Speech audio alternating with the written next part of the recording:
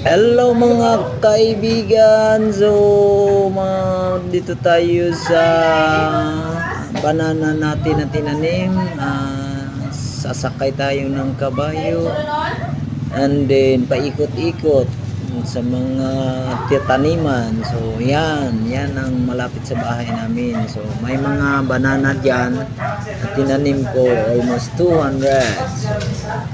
Hello guys, kailangan din natin na magtanim ngayon kasi sa panahon ngayon bawal mag-relax. So, tuloy pa rin ang laban guys sa kahirapan.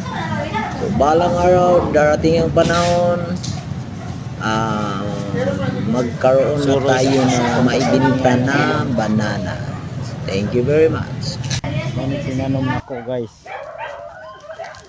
Sakay lang ko og kabayo kay ting labunga.